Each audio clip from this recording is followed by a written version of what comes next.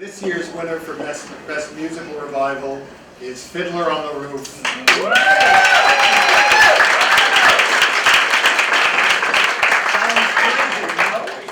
Okay, this year's revival raises all sorts of questions about the nature-nurture problem, I think, and the mysterious nature of our genes. So, for example, how is it that certain people whose families have not spoken Yiddish for 2 generations sat in the Volksbeine Safra Theater at the Museum of Jewish Heritage downtown, or sit now at stage 42 and are utterly entranced, and without even noticing that there are super titles, experience this beautiful production as if they had spoken Yiddish all their lives? Is Yiddish hiding in their DNA someplace? It's a mystery, but there's no denying the truth of it. Fiddler on the Roof in Yiddish, which kept extending at the Volksbeine, is now, thanks to what must be what we can call the immigrant spirit of certain commercial producers, is thrilling audiences of every background and persuasion at stage 42, just a couple of blocks from here. And you know that these producers were told they were meshuggah to try this. But they did it, and so here we are. The production is directed by Joel Gray with, yes, a kind of thoughtfulness and seriousness and care that makes it, for me, the most moving production of the show I've ever seen. And if you go, I just want to say, be sure to bring tissues. I didn't, and I was a mess by the time I got home from the intermission. So, ladies and gentlemen, here to accept the award for Best Musical Revival, a trio of real Mensches, the producers of Fiddler on the Roof in Yiddish, Hal Luftig, Jana, Robbins, and Zalmen, Mlotek.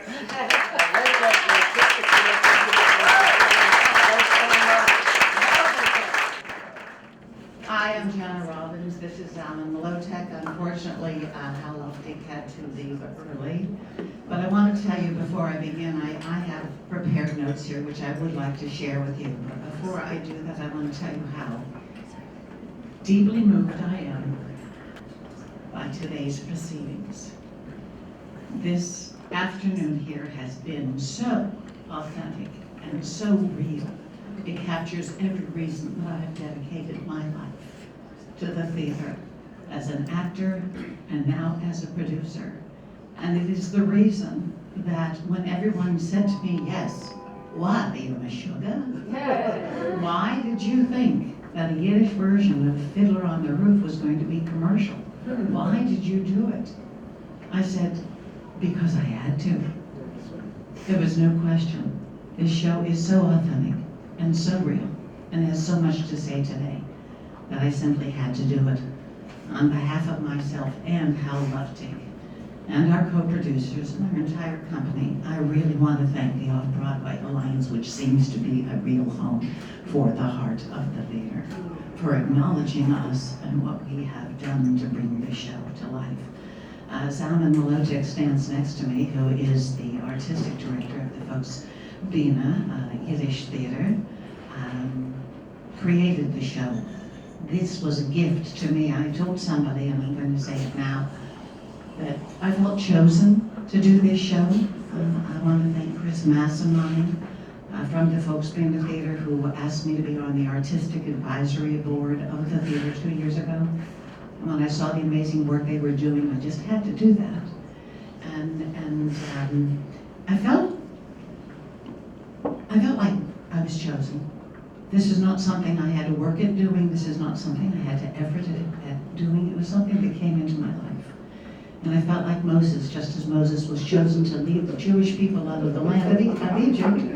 Somehow, I was chosen to bring the cast of Fiddler up to 42nd Street.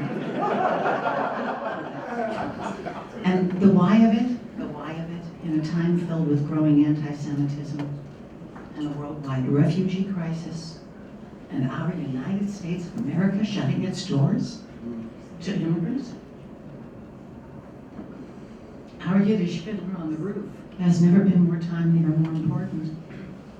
And that is exactly why both Hal Luftig and I, who's one of the best producing partners I have ever had the pleasure of working with, were compelled to bring this to stage 42.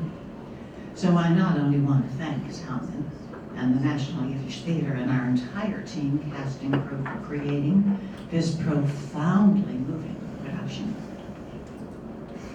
but I also want to thank the incredible Joel Gray that they happened to have the good taste of bringing in to direct a show that is brand new. You've never seen anything like this before on stage.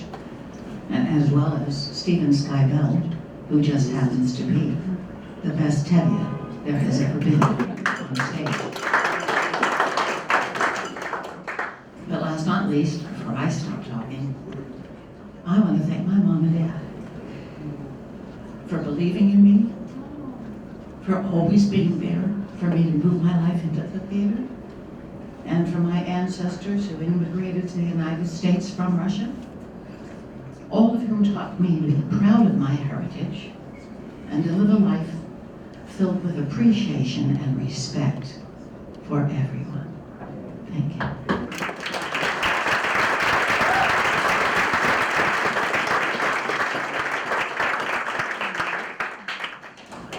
Thank you. Kat West, our incredible production manager, says it takes a shtetl. The National Yiddish Theater Volksbühne was created in 1915. We're in its 105th season. It was created amidst the heyday of the Yiddish theater on 2nd Avenue, with dozens of theaters catering to hundreds of thousands of immigrants weekly. We're proud to accept this award. We want to thank our incredible board of trustees and Minna and Mark Seidel among them, who are with us today, and to the many donors who helped us see this vision through at the Museum of Jewish Heritage, our home, that allowed us to extend from an 8-week production to a sold-out 6-month run, where Hal Luftig and Jana came to see it and had the vision and chutzpah to move the production. We're deeply grateful to Jana and to Hal. We thank the staff of the Volksbühne, who works tirelessly.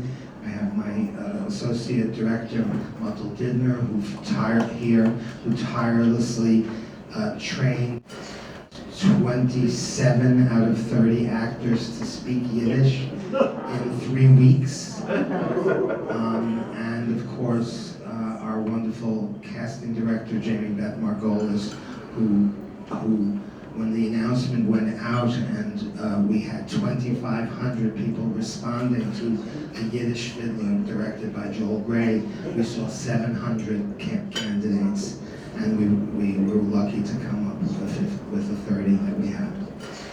Of course, our production staff, the orchestra, Stephen Skybell, the wonderful Stash Kamiech, who is here, who was the choreographer, but also really the power, all the musical staging, and really a partner to Joel. And finally, of course, to Joel, who brought with him an incredible team of designers, who brought this dream of bringing this classic work of Stein, Bach, and Harnick, and Robbins to life again in the original language that Shalom promoted. And thank you so much.